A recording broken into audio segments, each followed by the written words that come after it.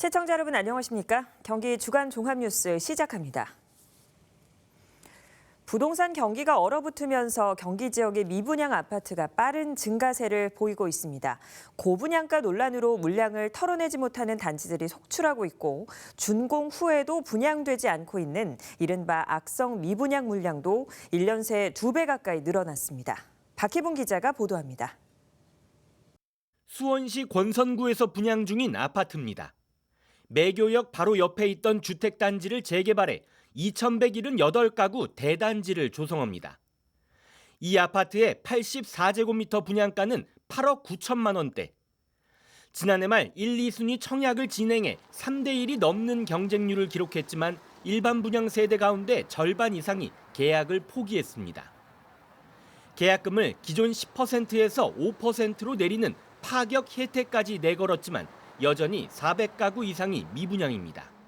저희가 지금 유승일을 해서 진행을 했고, 어제까지 접수를 했어요. 어제까지 해서 이틀 동안 저희가 접수를 받았고요. 화성시 봉담읍에 있는 이 오피스텔은 2년 전 준공됐지만 288세대 가운데 절반이 넘는 146세대가 여전히 미분양입니다. 분양 공급 당시 가격과 똑같은 금액을 유지해도 좀처럼 효과를 보지 못하고 있습니다. 이른바 악성 미분양이라 불리는 준공 후 미분양 아파트가 지난 1월 말 기준 경기 지역의 1,182세대로 전국에서 경남 다음으로 두 번째로 많았습니다. 1년 전과 비교해 2배 가까이 증가한 수치입니다. 준공 후 미분양 아파트는 화성시가 183세대로 도내에서 가장 많았고 용인과 부천, 남양주, 성남시 순으로 집계됐습니다. 비수도권뿐만 아니라 수도권도 분양시장이 얼어붙으면서 미분양 물량이 다시 증가세를 보이고 있는 겁니다. 업계에선 2, 3월 미분양 지표도 증가세가 유지될 것으로 예측하고 있습니다. 지금으로선 조금 늘어날 가능성도 있어요. 적어도 2년 전, 3년 전부터 진행된 사업들이 취소나 보류하지 못하고 계속 진행이 될 수밖에 없는 것들이라고 한다면은 아무래도 이런 물량들은 올해나 내년까지도 꾸준히 나올 가능성이 있고 여전히 미분양 물량으로 연계될 가능성이 지금은 충분히 있습니다. 최근 공사비 급등으로 분양가가 오르고 있는 가운데 늘어가는 미분양이 가격 인하 요인으로 작용할 수 있을지 주목됩니다. BTV 뉴스 박희봉입니다. 광명시흥 3기 신도시 사업에 대한 보상이 당초보다 2년 뒤로 미뤄진 가운데 해당 지역 주민들의 반발이 만만치 않습니다. 주민들은 십수년간 재산권 행사를 못하면서 피해가 눈덩이처럼 불어나고 있다며 빠른 시일 내에 정당한 보상을 해줄 수 없다면 차라리 지구 지정 철회를 해줄 것을 요구하고 있습니다. 조윤주 기자가 보도합니다. 광명시흥 3기 신도시로 지정된 시흥시 과림동입니다. 신도시 추진에 반발하는 현수막이 곳곳에 걸려 있습니다. 이곳은 2010년 보금자리 지정 이후 취소된 뒤 2015년 특별관리지역으로 지정, 2022년 3기 신도시로 지정되면서 주민들은 10년 넘게 재산권 행사를 제한받아 왔습니다. 특히 영세한 상인들과 원주민들은 더 이상은 견디지 못할 지경이라고 호소합니다. 보상이라도 빨리 나오면 털고 나가는데 갈수록 빚이 져요, 빚이. 한 달이면 뭐 많은 사람들은 몇백 지고 그나마 경기도 어려운데 들어오는 사람이 없어요. 나가는 사람만 있지. 그래서 빨리 이거를 좀 해결해 주셨으면 좋겠어요. 주민들의 피해가 눈덩이처럼 불어나고 있는 사이 사업 시행사인 LH는 재정 적자를 이유로 당초 2024년으로 약속했던 보상 계획을 2026년 이후로 또 미뤘습니다. 십수년간 재산권 행사는 하지 못한 채 점점 빚만 늘어나고 있다 보니 주민들은 오랜 기간 재산권이 묶인 만큼 합당한 보상이 이루어지길 바라고 있습니다. 저희도 이제 보상이 늦어지다 보니까 그 보상 늦어지면서 재산권 제약을 받는 피해가 오래 지속이 되다 보니 그것을 인내하기가 너무 힘들고 감당하기가 힘들어서 정당 보상, 적시 보상에 대해서 이렇게 서면으로나 공문으로나 아니면 정식 회의를 통해서 그 어떤 대책, 그 방침을 분명히 밝혀주시고 적기에 적당한 보상이 이루어질 수 없다면 더 이상 피해가 불어나지 않도록 신도시 지정을 즉각 철회해 줄 것을 요구합니다. 그 어려운 것을 인내할 수 있는 그런 능력이 주민들은 이제 고갈됐습니다. 아시다시피 13년간 재산권을 제약을 받았고 그동안에 있었던 여러 가지 피해가 눈덩이처럼 불어나다 보니까 지금 정말 그 생활고 때문에 이렇게 운명을 달리하신 분도 있었고 최근에 할 수 있는 처지가 안 된다 그러면 지금이라도 원점으로 돌아가서 이 신도시 지정했던 걸 철회해 주신다면은 우린 그대로 살겠습니다. LH 측은 재정 상황이 어려워 당장은 보상이 어렵다는 입장. 시흥광명 신도시 대책위는 LH 측에 빠른 대책을 촉구하는 대규모 시위를 벌일 예정이라고 예고했습니다. BTV 뉴스 조윤주입니다. 오산시가 200억 원을 넘게 들여 만든 반려동물 공원이 적자에 허덕이고 있는데요. 현장을 확인해 보니 문제가 있는 데는 다 이유가 있었습니다. 외부 운동장은 관리가 엉망이고 내부 시설은 이용조차 못하고 있는 상황입니다. 보도에 김성원 기자입니다. 지난 2021년 말 오산시가 혈세 223억 원을 들여 만든 반려동물 테마파크입니다. 시가 민간업체에 위탁금을 주고 운영하고 있습니다. 하지만 지난 2년간 성적은 적자만 약 20억 3천만 원. 현장을 확인해보니 적자가 나는 데는 이유가 있었습니다. 야외 운동장은 잔디 곳곳이 뽑혀 벌거숭이처럼 망가져 있고 비가 온 지 며칠이 지났는데도 진흙이 그대로 남아 있습니다. 물을 마시거나 발을 씻는 급수시설은 물 한 방울 나오지 않습니다. 반려동물 수영장과 미용실 등이 있다는 내부 시설은 문이 잠겨 들어갈 수 없는 상황입니다. 화장실도 이 안에 있는데 사정상 문을 닫게 됐다는 글귀뿐 언제 이용할 수 있는지조차 알 수 없습니다. 내부를 확인해보니 천장 곳곳에 곰팡이가 쓸어 있고 물을 먹은 일부 석고보드는 파손됐습니다. 타 지역에서 찾아온 사람들도 많은데 당황할 수밖에 없습니다. 강아지들로 뛰어드는 운동장이 좀 길어서 그런 게 이제 좀 약간 미흡하고 내부 수리 중이라 뭐 어쩌고 써 있네요. 이걸로 만족하고 좀 이따 비도 오고 하니까 가봐야죠. 어떻게 된 일인지 수탁업체 관계자를 만나 사정을 알아봤습니다. 올해부터 시설을 맡았다는 업체 대표는 지난 2년 동안 이 시설이 어떻게 운영될 수 있었는지 의문이라고 호소합니다. 시설을 운영하려고 보니 전반적으로 하자가 너무 많았다는 겁니다. 시설 하나하나를 다 저희가 열어서 시민들한테 공개할 수가 없는 상황이고 이전에도 공개를 안 했던 것 같더라고요. 그 안에 다 이렇게 물받침이나 해놓은 걸 봐서는. 그렇다면 오산시는 그동안 하자 문제를 알지 못했던 걸까? 시 관계자에게 묻자 황당한 답이 돌아옵니다. 최근 수탁업체가 바뀌면서 하자를 알게 됐고 이렇게까지 심한지는 몰랐다는 겁니다. 돈을 주고 수탁업체에 관리 전반을 맡기는 건데 이전 업체에서는 특별한 문제를 듣지 못했다는 입장입니다. 기존 수탁사 나가고 이제 새 수탁사가 들어오셔가지고 있잖아요. 네. 봤더니 이제 그쪽에 좀 누수가 이제 생긴 거라 짜잘한 하자 같은 걸 좀 물어봤는데 그런 하자나 이런 것들은 하숙가 쪽에다가 이제 이야기하고 해가지고 좀 처리를 한다고 했던 걸로 알고 있어요. 결국 업체만 믿고 시의 관리 감독은 소홀했던 것으로 보이는 상황. 뒤늦게 하자를 인지한 오산시는 보수에 나섰지만 올해 하루도 정상 운영하지 못하면서 이용객들의 쓴소리만 듣고 있습니다. 200억 원이 넘는 혈세를 들였지만 사실상 3년째 방치되다시피 한 오산 반려동물 테마파크. 오산시는 빠른 시일 내로 하자 보수를 진행하겠다고 밝혔지만 이 과정에서 추가 혈세를 사용해야 하는 상황이라 부실한 행정이랑 비판은 피하기 어려워 보입니다. BTV 뉴스 김성원입니다.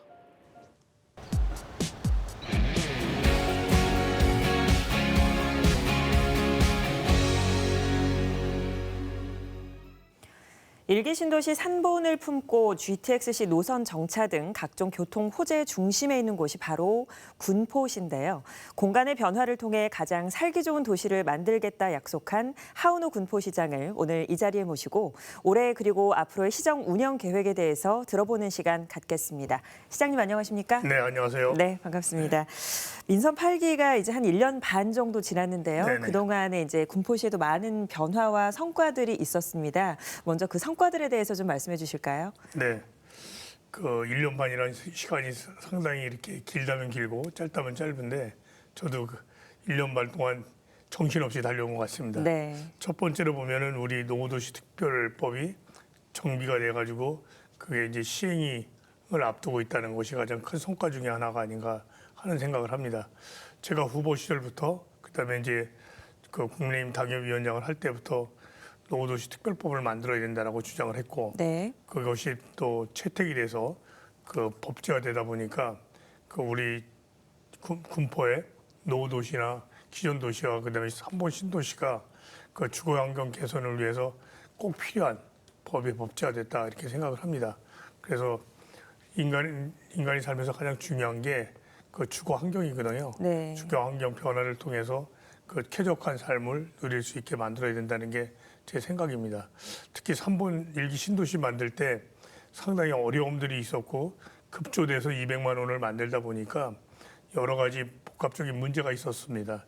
뭐 해사를 쓴다든지 중국 철근을 썼다든지 네. 내진 설계가 안 됐다든지 이런 문제 때문이라도 빨리 그 신도시나 그다음에 기존 도시가 주거 환경 개선을 해야 된다는 필요가 대두됐던 것이 아닌가 하는 생각을 합니다. 그래서 가장 그 성과 중에 하나를 첫 번째로 꼽자면 노후도시 특별법이 제정된 것이라고 할 수 있습니다. 네. 두 번째는 이제 우리 군포를 보면 국철 1호선과 4호선이 그 동서남북으로 네 군데를 이렇게 나눠져 있다라고 볼 수 있거든요. 네. 시를. 그래서 철도 지하 문제를 취임하면서부터 역점적으로 그 법제화시키려고 노력을 했습니다.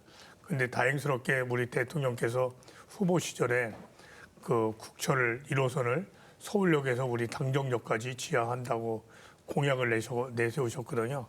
그래서 제가 국토부 전 원희룡 장관님이나 국토부에 갈 때마다 빨리 그것도 법제화해야 된다. 그런 걸 계속 주장을 했고 그것이 이번에 그 총선을 대비해서 여야가 그 국철을 지하한다는 거를 공약으로 했고 네. 그게 빨리 진행되게 생겼습니다. 그리고 이제 4호선도 지하되면 우리 시는 명실상부하게 그 교각이 없는 네. 그 기차가 다 지하로 들어가는 아주 쾌적한 도시가 될 것이라고 확신합니다. 그다음에 세 번째는 이제 금정역을 통합 역사로 개발하는 것입니다. 이 부분도 저희 금정역이 전국에서 그 하루에 이용하는 이용객 환승 이용 인원으로 보면 전국에 한 5, 6위 정도 됩니다. 네네. 그래서 하루에 한 20만 명 이상이 그 환승을 하는데 그게 남쪽역, 북쪽역, 그다음에 GTX역이 따로 분리돼서 이제 만들어지게 되는데 그러다 보니까 상당히 위험하기도 하고 불편한 게 상당히 많습니다. 그리고 저 금정역이 80년대 초반에 지어졌기 때문에 그래서 그걸 환승역으로 만들어서 시민들이 좀 편리하게 이용할 수 있게 만들어져야 되는데 이거를 국토부를 설득해서 그 환승역으로 만드는 거를 만들어냈다는 것도 큰 성과 중에 하나가 아닌가 하는 생각을 하고요. 네. 2022년 취임해서 그해 연말에 그 3번천 복원이라고 저희가 3번 신도시가 만들어졌을 때 도로를 확보하기 위해서 그 기존에 있는 지방 하천을 더 복개를 해가지고 거기다 덮어서 도로를 만들었습니다. 네네. 근데 그게 이제 자연하천 복원 사업을 환경부에서 공모를 했는데 저희가 그 선정이 돼가지고 네. 한 2천억 정도 들어가는 거를 그 환경부 지원을 받아서 3번천 복원을 하는 것도 그 저희 시에서는 커다란 성과 중에 하나가 아닌가 하는 생각을 합니다. 전 지난 1년 반을 정말 그 쉼 없이 달려왔고 그다음에 제가 꼭 시에 하고 싶었던 일들이 너무 순조롭게 네. 잘 진행이 되다 보니까 제가 개인적으로 복이 있는 거 아닌가 아니 그리고 또 우리 다행이네요. 예. 군포 시민들이 복이 있다라는 생각을 네. 합니다. 만약에 지금 이런 모든 것들이 잘 된다면 군포가 아마 전국에서 가장 살기 좋은 도시로 거듭나지 않겠나. 왜냐하면 군포는 그 국철 1호선을 중심으로 그 서쪽은 그 수리산을 끼고 있는 주거 환경이 아주 쾌적한 동네고요. 네. 그 동쪽은 당정 공업 지역이라고 해서 공장들이 밀집되어 있는 지역입니다. 그래서 그 생산성도 있고 일자리도 있고 주거 환경이 그러니까 남다르게 좋은 그런 도시라고 할 수 있습니다. 그래서 이런 것을 임기 내에 꼭 착공할 수 있도록 최선을 다해 볼 생각입니다. 네, 말씀을 좀 정리해 보면은 이제 지난 1년 반 동안의 주거, 교통, 환경까지 좀 전반적으로 다양한 성과가 있었다. 네네. 예, 이렇게 좀 정리해 볼 수 있을 것 같은데요. 네. 말씀하셨지만 이 전국에서 최초로 그 노후도시 재정비 특별법을 주장했던 분으로서 네네. 누구보다 이 군포시의 새로운 변화를 가장 반기셨을 것 같아요. 네네. 하지만 여기에는 또 여러 가지 과제들이 또 남아있지 네네. 않습니까? 앞으로 또 이 군포가 어떻게 변화될 것이고 네. 어떤 과제가 있을지 또 함께 말씀 부탁드립니다. 예, 사실 이런 것들이 진행이 되려면 일단 노후도시 특별법에 의해서 이제 미래도시지원센터도 우리가 LH하고 같이 국토부가 만들어졌는데 이게 이제 인구가 늘어나고 용적률이 높아지는 바람에 사람들이 이제 인구수가 늘어날 것이거든요. 네. 그걸 수용할 수 있는 이제 도시 기반 시설이 있어야 되는데 다행스럽게 저희 삼보는 처음 개발할 때 계획을 만들 때는 16만 명을 유치하려고 이제 만들어졌는데요. 네네. 요즘 이제 1인 가구가 늘어나면서 지금 삼본 신도시 안에 인구가 11만 명 정도 됩니다. 그렇기 때문에 한 3만 명 정도의 여유가 있어서 그 삼본 신도시 재건축이나 리모델링, 그다음에 기존 도시 그 재개발이 된다고 하더라도 우리 군포가 그 수용하는 데는 큰 무리가 없을 거다라고 네. 저는 확신하고 있습니다. 그래서 그다음에 또 하나 이제 우리가 당정역에 그 첨단 이제 산업체들이 들어오다 보면 거기 일자리를 수용하는 데도 문제가 없다. 그렇기 때문에 그런 문제들은 큰 문제가 없이 잘 해결할 것이라고 저는 생각합니다. 네. 그러니까 여러 가지 뭐 또 해결해야 될 과제들이 있으시겠지만 뭐 주거, 교통, 환경 외에도 또 남은 네. 군포시의 수건 사업 같은 것들이 또 있지 않습니까? 저희 시의 그 중심에 남부기술교육원이라고 해서 서울시 소유의 기술교육원, 그다음에 그 노인복지시설이 있습니다. 네. 그게 평수로 한 17,000평 정도 되고 그래서 그 거기를 우리 시민들한테 돌려받을 수 있도록 서울시와 협상을 하고 있습니다. 그래서 이제 저희 시가 인수를 해서 시민들이 필요한 공공시설이나 그다음에 기타 여러 가지 시민들이 원하는 뭐 체육시설이라든지 이런 거를 그 개발을 해야 된다는 게 꼭 필요하고요. 그다음에 가장 중요한 건 일자리거든요. 네. 저희 이제 베드타운의 역할을 떠나서 우리 당정 공업 지역이 80만 평 정도 되는데 그걸 좀 첨단화시켜서 좋은 산업들이 유치할 수 있도록 해야 된다는 겁니다. 그래서 어저께 사실은 코엑스에서 네. 그 2차 전지 그 박람회 같은 걸 했거든요. 그래서 저도 거기 가서 그 몇 군데 그 중요한 외국 기업들을 만나고 왔습니다. 네. 그래서 거기 있는 기업들이 우리 시에 관심을 갖고 있기 때문에 저희 시에다 유치를 하면 첨단 산업 단지로서 개발이 가능하지 않겠나 네. 그런 생각을 합니다. 맞습니다. 일자리를 네. 위해서 어떤 산업과 기업을 유치할 것인가도 좀 많이 고민이 되실 것 같아요. 예, 예. 얘기를 쭉 들어보니까 뭐 이외에도 또 혹시 수건 사업이나 생각하신 네네. 것들 있으십니까? 예. 저희 이제 수도권에서 가장 큰 복합 물류 단지가 저희 시에 있습니다. 네. 그 이제 28년이면 그게 이제 반환을 하게 돼 있거든요. 근데 반환이 아니라 그 국토부와 같이 협의를 해서 거기를 첨단 물류 단지로 더 거듭날 수 있도록 해야 되는 게 그 큰 과제 중에 하나고 또 네. 하나는 우리 시의 중심을 관통하는 47번 국도가 있습니다. 네네. 근데 지금도 이제 출퇴근 시간에 상당히 그 트래픽이 심하거든요. 거기를 해결하는 방법이 그 국토부에다 계속 건의하고 있는데 지하 통과도로를 만들어내는 게 필요하다고 생각합니다. 그것도 예산이 상당히 한 5, 6천억 들기 때문에 네. 저희 시 재정으로는 상당히 어렵습니다. 그 문제도 해결을 하고 이런 모든 것들이 이제 공간의 변화를 통해서 우리 시민들이 만족할 수 있는 그 쾌적한 도시를 만들어서 수도권에서 가장 살기 좋은 도시를 네. 만들어내는 게 저의 역할이 아닌가 하는 생각을 합니다. 네. 자, 마지막으로요. 그러면 이제 시민분들께 해드리고 싶은 말, 예, 하고 싶은 말, 예, 짤막하게 좀 부탁드리겠습니다. 제가 생각하는 게 올해가 갑진년이 군포 변화의 시작이라고 저는 생각합니다. 네. 그리고 우리 시민들이 좀 전에는 군포 사는 것을 이렇게 떳떳하게 말씀을 잘 안 하는 편이었습니다. 그래서 제가 이제 슬로건으로 나는 군포 살아요. 군포 사는 것을 자랑스럽게 여길 수 있는 네. 도시를 만들어내는 게 제가 할 일이고 우리 공직자들이 할 일이라고 생각합니다. 그래서 시민들과 같이 군포 사는 것을 상당히 자랑스럽고 진짜 군포가 좋은 도시라는 걸 외부에 알리는 게 필요하다고 생각합니다. 네. 그럼 오늘 말씀 여기까지 듣겠습니다. 네, 감사합니다. 감사합니다. 네.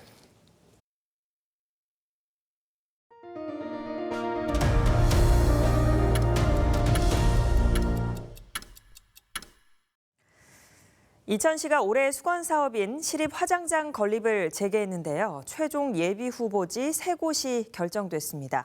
후보 지역 주민들은 화장장 유치에 비교적 적극적이지만 문제는 인근 지역의 반대가 가장 큰 변수로 작용할 것으로 보입니다.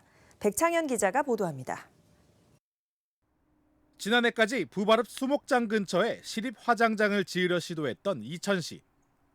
여주 시민들의 반대와 경기도의 제동으로 결국 무산됐는데 김경희 이천시장이 지난 신년 기자회견에서 절차 문제로 중단된 화장장을 올해 다시 건립하겠다고 선언했습니다. 절차적 문제로 중단된 이천시립 화장장은 정도를 지켜 더욱 완벽하게 그리고 빠른 시간 내에 건립할 수 있도록 최선을 다하겠습니다. 이와 함께 화장장이 들어서는 지역과 인접지에 100억 원의 인센티브를 지급할 예정이라고 밝혔습니다. 이천시는 화장장 입지 공모를 통해 예비 후보지 3곳을 최종 선정했습니다. 선정된 곳은 대월면 구시리와 도리리, 율면 월포리입니다. 대월면 구시리 예비 후보지는 구시리 60-6번지 인근, 도리리 예비 후보지는 도리리 452-39번지로 두 곳 사이의 거리는 2.5km 정도입니다. 율면 월포리 예비 후보지는 월포리 산 151로 이천시의 가장 남단에 자리 잡고 있다 보니 충북 음성군에 가깝습니다. 시립 화장장 건립을 추진하는 마을 주민은 화장장을 자기 마을에 꼭 지어달라고 말합니다. 여기 줄거리 사는 사람이 5-6집 되는데 괜찮다라고 얘기하니까 웬만하면 여기다 위치해줬으면 좋겠다고 생각합니다. 이에 대해 시 관계자는 인접지 주민들의 동의가 가장 중요하다며 3월 중 시립 화장장 최종 후보지를 선정해 2026년 완공을 목표하려 한다고 밝혔습니다.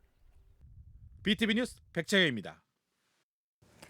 시흥시가 신도시가 들어선 정왕동과 백옷동 등 남부 권역에 노인복지관을 건립하기로 했습니다. 2025년 6월 준공을 목표로 하고 있는데요. 급격히 늘어나는 노인들을 위한 거점 복지센터로 만든다는 계획입니다. 조윤주 기자가 보도합니다. 지난해 말 기준 시흥시의 노인 인구는 전체 인구수의 27%인 59,745명입니다. 65세 이상 인구수가 전체의 20%를 넘는 초고령화 사회로 진입한 겁니다. 지난 2020년 46,782명이던 노인 인구는 3년 만에 13,000명 가까이 늘었습니다. 시흥시가 해마다 늘어나는 노인 수에 대비해 남부 권역에 노인복지관을 건립합니다. 시흥시 남부권 노인복지관은 정왕동에 들어서며 연면적 4,998제곱미터의 지하 1층, 지상 4층 규모로 조성됩니다. 우리 시는 북부와 중부권에 이미 노인복지관이 조성되어 있고요.